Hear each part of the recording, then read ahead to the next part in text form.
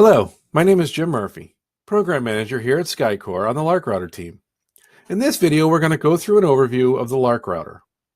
Lark Router is an MMS gateway that gives you better control of your message routing, allowing you to standardize on the inbound interfaces you provide to your clients and have a central control point, giving you the ability to add multiple carriers and determining the best route either by the destination number or taking advantage of our web API, letting you decide how we should proceed, such as after you do an account balance lookup, route based on pricing, whatever is needed to fit your needs. We also provide webhooks for CDR logging and billing, standardizing how your messages are stored across all of your interfaces. Lark Router has been designed to run in a Docker container, giving us the ability to install it on any operating system that Docker supports, which is pretty much limitless. And on our YouTube channel, you'll see videos on how to install Lark Router on Amazon Web Service Linux instance, as well as a Windows instance. It takes about 10 minutes to install Lark Router. Here we are at the login screen. We're going to log in with the credentials provided to us during installation, and we come to the gateway status screen. As you'll see in my instance, I'm running a non-licensed version of Lark Router. This gives me full access to all the features and functionality, but I'm limited to 1 message per minute throughput. Once I've configured and tested for everything, I can go to larkrouter.com and register for a license key. Lark Router is billed on a per message basis at the end of the month. You can find out more information again at larkrouter.com. You also see the ports that we need open.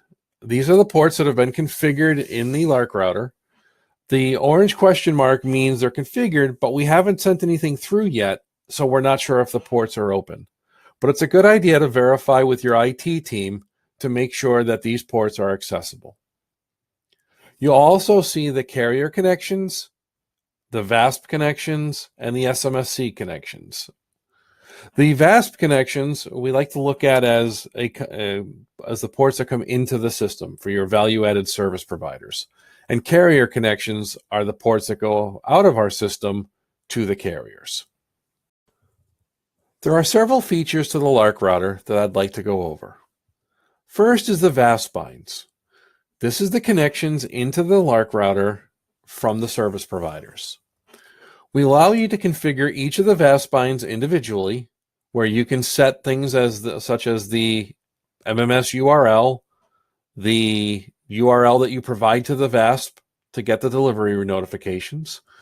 Bind types, we support MM7, MM4, HTTP. Bind names, you can throttle the messages so they can only send in 10 messages per second, 5 messages per second, whatever you need to limit them to. Your MM7 version, and we allow you to customize the headers of the messages if necessary. Usually the default will work fine, but we do allow you to have individual control over each of your VASP binds. You can also stop and start them from here, and if you're going to have multiple binds to the same carrier or the same service provider, you can actually clone and make a copy of the connection and then just change the necessary information. The next thing I'd like to show you is the carrier binds. Carrier binds go out to the carriers for messages to be delivered. As similar with the VASP binds, we can control each one of these individually, and we have, as you can see, full control over it. We can create the bind names. We can group them together if we're going to have any routing that we need to work with. The URL of where it's going to go to, our credentials for it, if we need to log in with username and password. We can limit our connections as well. So if we only are allowed to send 10 messages per second to this carrier, we can set that here. So we throttle the messages instead of the carrier throttling them. And all of these items can be controlled for each of our specific carrier binds. What I'd like to show you is under configuration, under MMS routing. We support mobile subscriber identification number normalization, which means if you wanted to strip 011 off of the mobile subscriber number and replace it with +00 for processing, we would allow you to just add a prefix and you can have as many of these as necessary. We also support MT routing. There's two ways we route mobile terminating messages. One is based on the destination number. We'll send it to a carrier. The other option is we'll use a webhook, which means we will call out to a URL. We will post the information of the message, and you can respond back to us with what destination route we should use. This gives you a chance to verify the account, look up any account balance, look up routes, check with an HLR, anything necessary before we proceed with the message. We also give you the ability to test your route settings once they've been configured. We also do the same thing for mobile originating. And you can do that as static, or you can also use that as a webhook as well. Next feature I'd like to show you is under Lark, under queues, CDR, and caching.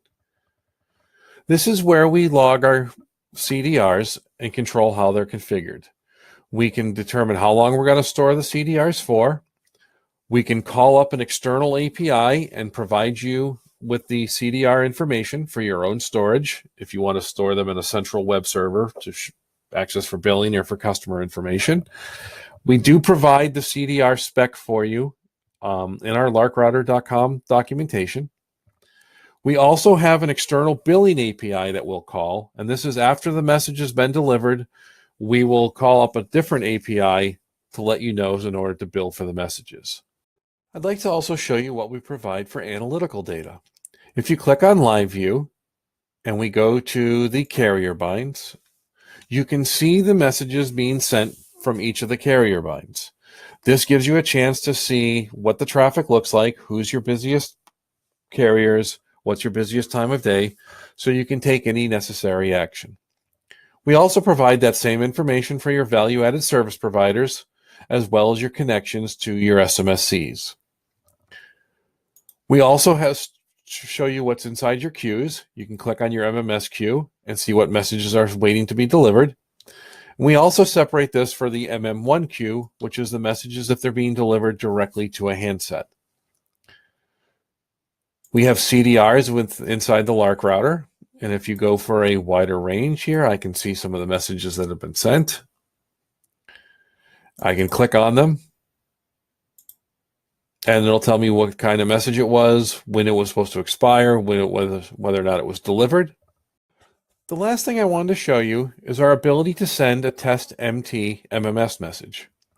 If you click on this, you'll see that we can choose our content, whether it's a binary file, an image, or a video. I'll choose one here. I choose my sort of where I'm going to, the originating number, the from number. And in this case, I'm going to send what I'm configured for. And I can choose either a single destination number, or I can actually bring up a spreadsheet or a comma separated value file, CSV, with a list of phone numbers. And I can make any other changes I need. Normally they're not. And I can submit this for delivery. Now we won't go into the full delivery here, but what we do show you in other videos, if you go to our larkrouter.com website for the link, or our YouTube channel, we'll show you videos on how we configure to individual carriers and show you the test messages being sent. I hope you enjoyed the overview of Lark Router, and if you have any questions, please let us know, and thank you for watching.